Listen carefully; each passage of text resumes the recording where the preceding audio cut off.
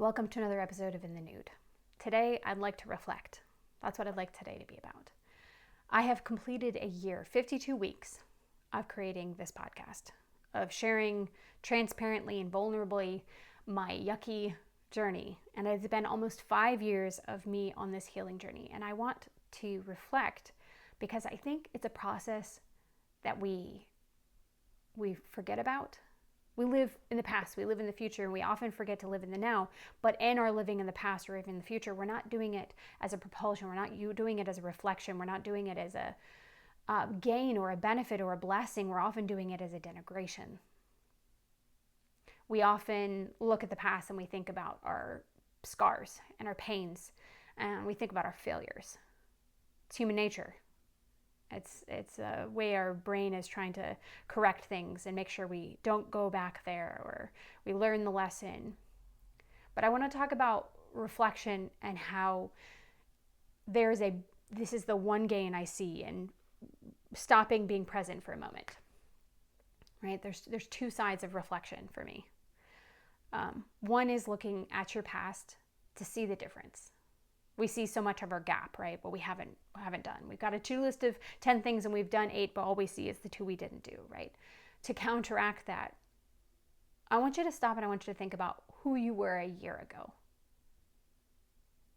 Think about how you handled conflict, what relationship you might have been in, how you're showing up as a friend or a partner or as a parent. Just like revisit the feelings that you had and what you lived in compared to today. I find that doing this experience of like going back into that old self and then coming back to now, I can see the difference in a greater light, in a more clear way. And it allows me to have more gratitude and more understanding and more grounding in the work that I have done. Because so much of we could just feel like we haven't done it, that we haven't done anything, that we're just like treading or like, spinning the wheels in the mud or like treading water instead of movement. Because there's so much we see that we want. But that reflection of where we have been, it gives us empowerment. We don't need to live back there because that doesn't help us further. But like looking back and seeing that comparison, we can see the growth, we can see the improvement, and we can focus on that. And where we focus, we gain more, right? So that can encourage and embolden us to the actions and efforts, and it can help us see that we're not just constantly hitting our head against the wall or constantly turning our wheels in the mud. That is the purpose, in my opinion, the past can serve. Is we can use it as a referendum, not referendum, that's the wrong word, a reference, a reflection of, and use it like a Venn diagram, like a filter on how we can see the difference. Kind of like looking at a picture of you at different ages and comparing and contrasting and seeing how you've changed. Instead of the way that we often use it, like a tool to hurt ourselves.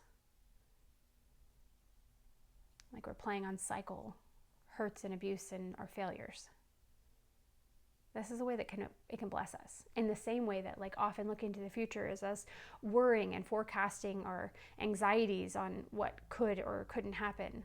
One of the ways that I like to use the future isn't in those ways. Like I do that, and I'm like I struggle with it, right?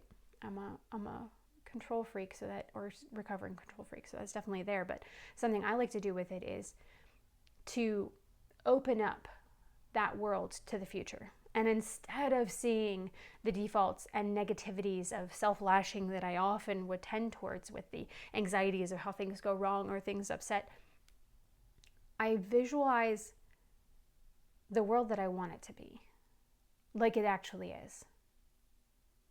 I have a deep-seated, just embodying, like throbbing, just like over-encompassing desire to make people feel loved. I want their day to be better because they related to me in some kind of way, not because of me, but because I want their day to be better. And I want to show up in the world as that person. And I want to show up in the world in that person, not just for like a small amount of people. I want to do it to as many people as possible. And it's not because I feel like I have to. It's because I want more people to experience it. And I know how I can help people. And I know how I can make people loved. And I know how I can make a person who's having a crappy day as a cashier in a grocery store, when I leave, that they felt 10% better. It may not be anything, but it's enough that I've ticked it a little bit. I've helped in my tiny little kernel of a way. And so I have this deep-seated passion that I want to be a tsunami of love and impact. I want to be a tool that is used, a voice that is used to impact and care and love this world, right?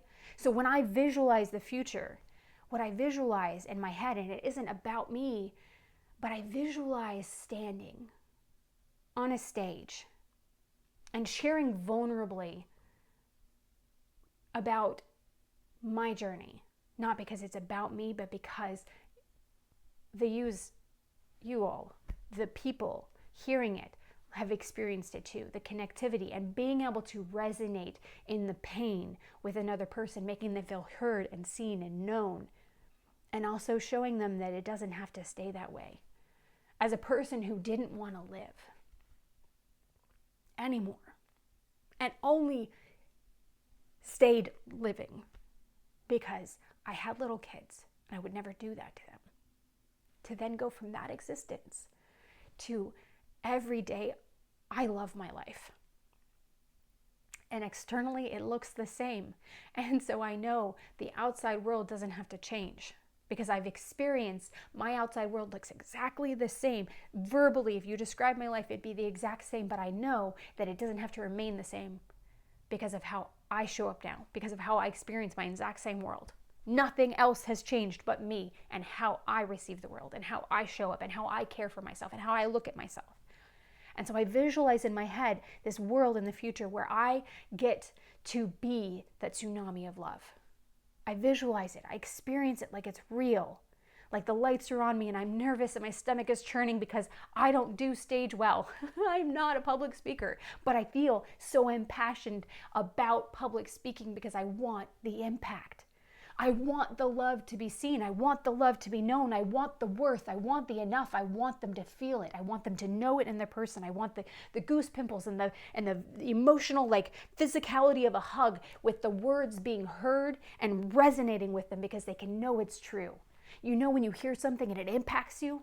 That, and I sit in it like it's real because I want to bring it about. That's the reference. That's the reflection that I'm talking about here. You want your world to look different.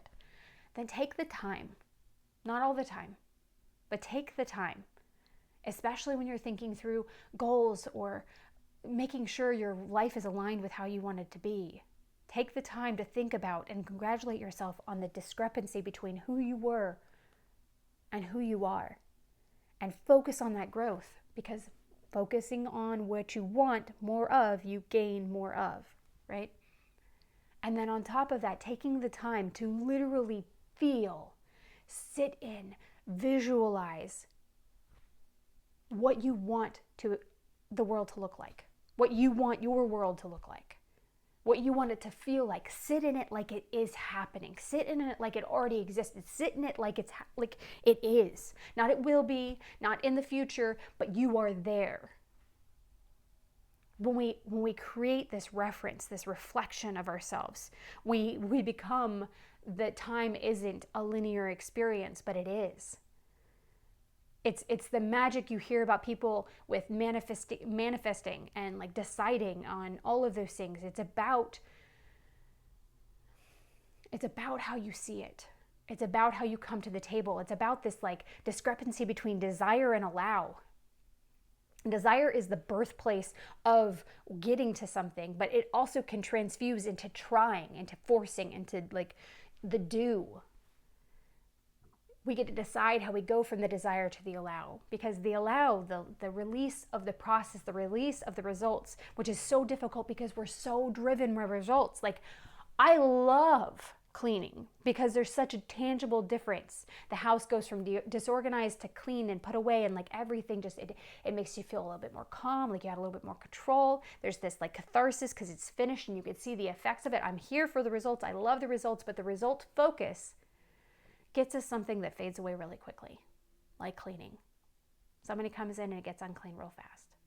But when we let go of that and we lean into the allow, we lean into not having to know where the results go, but just showing up as that person.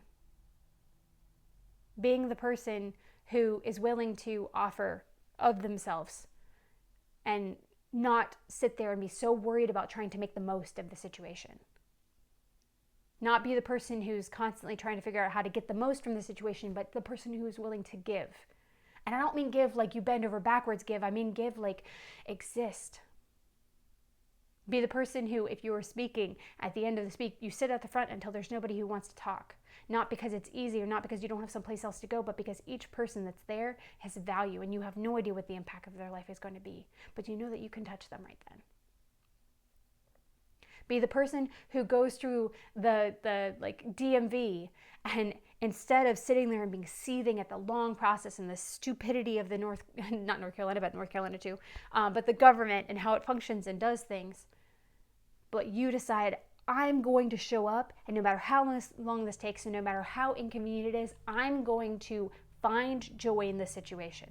I'm going to decide that I'm going to relate to another person and connect to another person. I'm going to listen to something that I really wanted to listen to, but I haven't made the time for it. Make it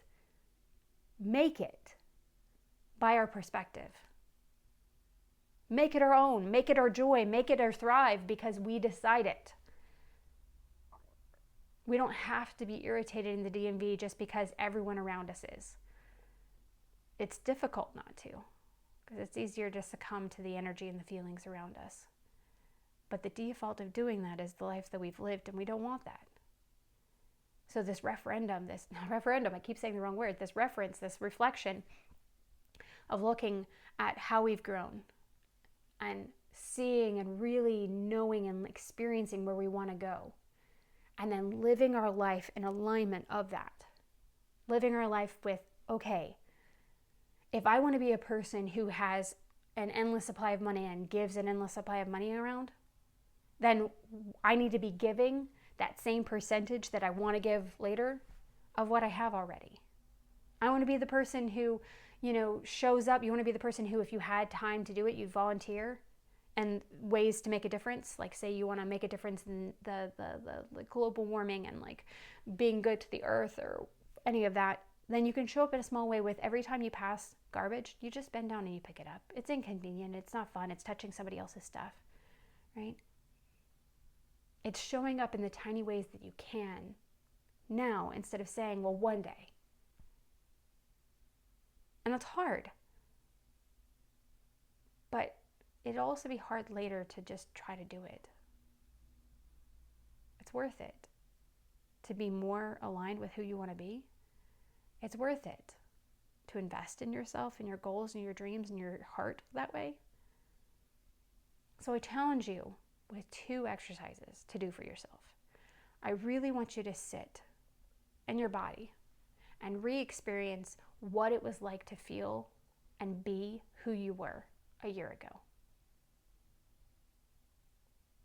And then I want you to come back to who you are now. And no shade given to who the past self was. I want you to sit with where you've changed. I want you to focus in on and congratulate yourself. Because that's beautiful. No matter how tiny the adjustments are, no matter how much you wish it was, stop. What you have grown in is beautiful and fantastic, and sit in that growth.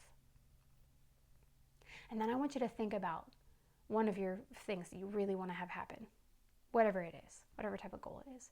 And I want you to sit, and if you can, visualize in your brain. Live it out.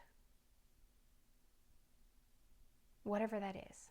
Experience a moment that you want to have happen and really feel it. What would you feel in that moment? What would you hear in that moment? What would you see? What clothes would you wear? And then come back to yourself and choose an action right now, tiny, that's aligned with being that person you want to be. Whether it's going on a walk in the grass and grounding yourself with deep breaths, or if it's writing a note to somebody that comes onto your heart, or if it's writing a line of poetry or picking up a flower and smelling it. It doesn't matter what the action is. It might just be sitting still and being. It isn't about the thing. It's about the you.